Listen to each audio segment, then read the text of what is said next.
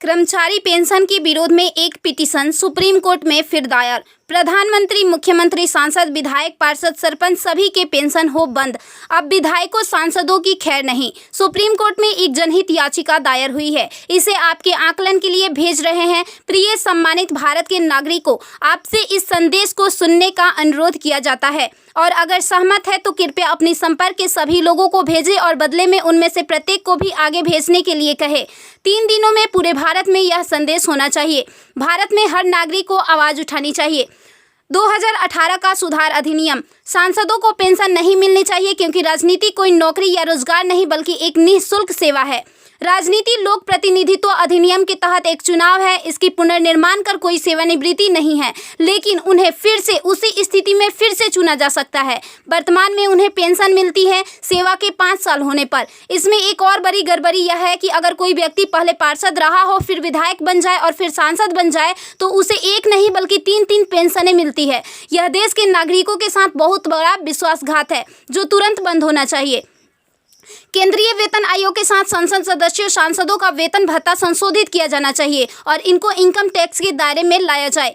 वर्तमान में वे स्वयं के लिए मतदान करके मनमाने ढंग से अपने वेतन व भत्ते बढ़ा देते हैं और फिर उस समय सभी दलों के सुर एक हो जाते हैं। इसके उल्टा जो व्यक्ति अपने जीवन काल में 30 या 40 वर्षों तक शासकीय सेवा कर सेवानिवृत्त होता है, उसकी पेंशन बंद कर दिया जाता है।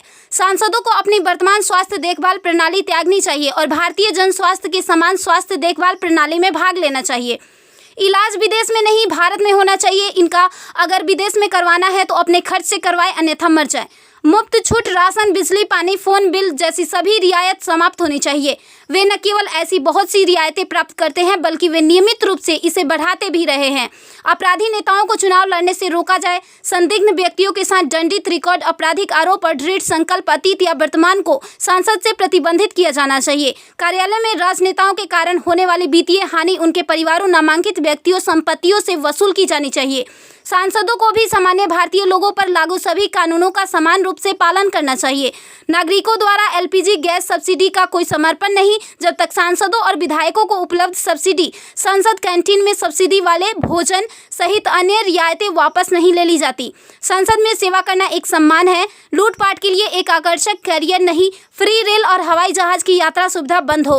आम आदमी क्यों उठाए इनकी मौज मस्ती का खर्च? यदि प्रत्येक व्यक्ति कम से कम 20 लोगों से संपर्क करता है तो पूरे भारत में अधिकांश लोगों तक यह संदेश प्राप्त करने में केवल 3 दिन लगेंगे। क्या आपको नहीं लगता कि यह मुद्दा उठाने का सही समय है? यदि आप उपयुक्त से